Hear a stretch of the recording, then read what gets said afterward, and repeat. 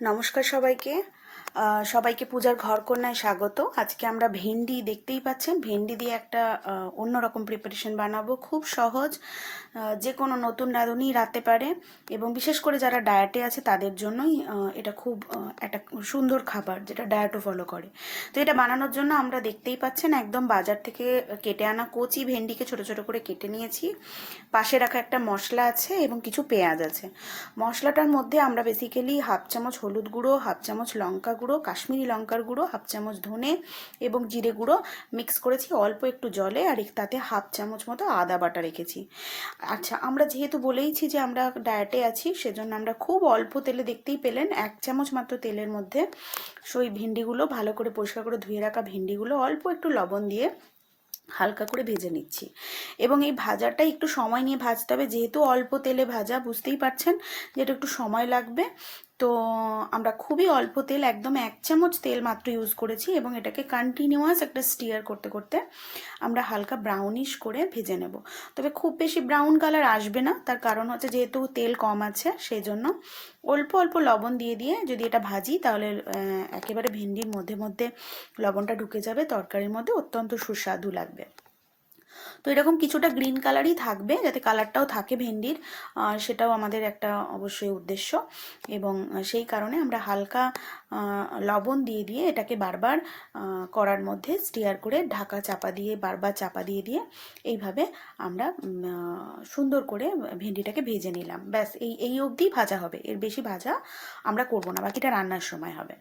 তো এরপরে আমাদের দেখতেই পাচ্ছেন খুব অল্প, আমার ছোট্ট পলায় মোটামুটি 1.5 পলা মতো তেল দিলাম। এক চিমটা একটুখানি এর মধ্যে আমরা জিরে দেব এবং এই জিরেটাকে ভালো করে তেলের মধ্যে আমরা ভেজে নেব। যেহেতু বাচ্চা খাবে, সেজন্য খুবই হালকা, একেবারেই লঙ্কা ছাড়া আমরা এটা রান্না করব। ওই যতটুকু কাশ্মীরি লঙ্কার ঝাঁঝ বা ঝাল সেইটুকুই থাকবে।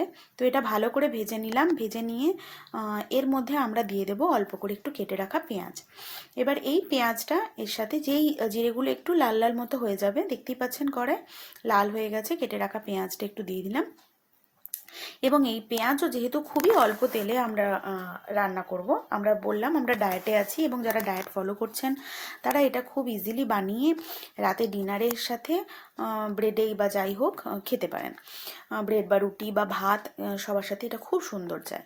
তো পেঁয়াজটাকে আমরা লাল লাল করে ভাজবো খুব অল্প আঁচে এবং খুব হালকা তেলে। এই পেঁয়াজটা যতক্ষণ না এরকম ব্রাউনিশ কালার আসে, ততক্ষণ পর্যন্ত আমরা কন্টিনিউয়াসলি এটা নেড়ে যেতে থাকবো এবং নেড়ে নেড়ে এটাকে এরকম লাল রঙের কালার নিয়ে আসবো।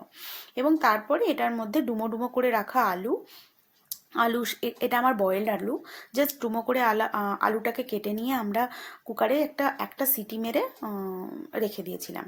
তো তারপরে এই আলুটার সঙ্গে পেঁয়াজটা একেবারে ভালো করে একটু ভাজা হয়ে গেলে, আলুর গায়ে একটুখানি হালকা ব্রাউনিশ কালার আসলে, তখন আমরা এর সাথে মশলাটাকে অ্যাড করব। কেউ চাইলে অবশ্যই এই পর্যায়ে আলুটাকে বা পেঁয়াজটাকে একটু বেশি তেল দিয়ে ভাজতেই পারেন, যারা তেল ভালোবাসেন বা যাদের ডায়েটের কোনো এখন এই মুহূর্তে সমস্যা নেই, তারা অবশ্যই বেশি তেল দিয়ে রান্না করলে এর স্বাদ অবশ্যই আরও একটু বেটার হবে। কিন্তু আমি তেল ছাড়া রান্না করেও এর স্বাদের খুব বেশি পরিবর্তন এটাতে আমি নজর করতে পারি না। তো যেহেতু পেঁয়াজটা রয়েছে এবং পেঁয়াজটা মশলার সাথে মিশিয়ে দেবো আমরা, সে কারণে অল্প একটুখানি জল দিয়ে এটাকে খুব হালকা, মানে আমরা ইন্ডাকশন ইউজ করেছি এখন, তো এখানে দেখতেই পাচ্ছেন 600 আছে ইন্ডাকশানে আমার পাওয়ার। তো আমার 1800 পাওয়ারের ওয়াটের ইন্ডাকশান, সেটাকে ভালো করে একটু সেদ্ধ মতো করে নিতেই এরকম একটা গ্রেভি গ্রেভি টেক্সচার চলে এলো, পেঁয়াজটাও মাখো মাখো হয়ে গেল আলুটার সাথে। এবং এই পর্যায়ে আমরা ভেন্ডিগুলোকে অ্যাড করে দিলাম। ভেন্ডিগুলো যেই না অ্যাড করলাম, সঙ্গে সঙ্গে দেখতেই পাচ্ছেন সুন্দর একটা টেক্সচার তৈরি হয়েছে, দেখেই একদম লোভ লাগছে।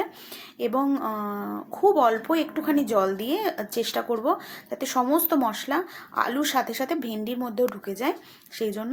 এবং এই পর্যায়ে কিছুক্ষণের জন্য, এই মোটামুটি 1 মিনিটের জন্য এই অবস্থায় একবার ভেন্ডিটাকে আলু এবং সমস্ত মশলার সাথে একটু চাপা দিয়ে খুব অল্প আঁচে রান্না হতে দেব।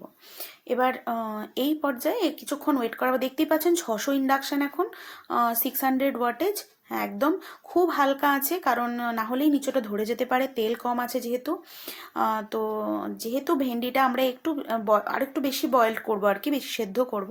কেউ চাইলে যদি একটু একটু অনেকেই কাঁচা কাঁচা একটু ভালোবাসেন, শক্ত শক্ত, তারা এই পর্যায়ে এটাই গরম ভাতে খেতে কিন্তু দুর্দান্ত লাগে। কিন্তু আমরা আরেকটু সেদ্ধ করবো, যেহেতু বাচ্চা খাবে, সেই জন্যই আমরা এখানে আরও একটু জল মেশালাম এবং জল মিশিয়ে ভেন্ডিটাকে আরেকটু দেখতেই পাচ্ছেন কি সুন্দর সবুজ রঙের ভেন্ডিটার কালার রয়েছে। যেহেতু ভেন্ডিটাকে আমরা আগে বয়েল করে নিইনি, সেই জন্য এই সুন্দর কালারটা থেকে গেছে। এবং আমরা অল্প করে এই এই পর্যায়ে জলটা অ্যাড করার পরে আমরা কিন্তু পাওয়ারটাকে আবার বাড়িয়ে দিলাম, কারণ একটু তাড়াতাড়ি ফুটে উঠলে তাহলে ভেন্ডিটা ঘেঁটে যাবে না, নাহলে জলে পড়লে যা হয় ভেন্ডি একেবারে ঘেঁটে মাখো মাখো হয়ে যাবে, ভেতরের সব ফাইবারগুলো বেরিয়ে আসবে, লাল লাল করবে গোটা তরকারিটা, সেটা আমরা একেবারেই চাইছি না। সেই জন্য আমরা আঁচটা একটু বাড়িয়ে দিলাম, যাতে জলটা ফুটে আমাদের পারপাস সার্ভ হয়ে যায়, ভেন্ডির মধ্যে সুন্দর মশলা ঢুকে যায় এবং একেবারে এরকম সুন্দর দেখতে একটা টেক্সচার তৈরি হয়। তো আমাদের রান্না একেবারেই রেডি, সবাই এনজয় করতে পারেন। খুব ভালো লাগবে, যারা ডায়েটে আছেন তাদেরও খুব ভালো লাগবে, এবং আপনাদের ডায়েটও মেনটেন হবে। বাই।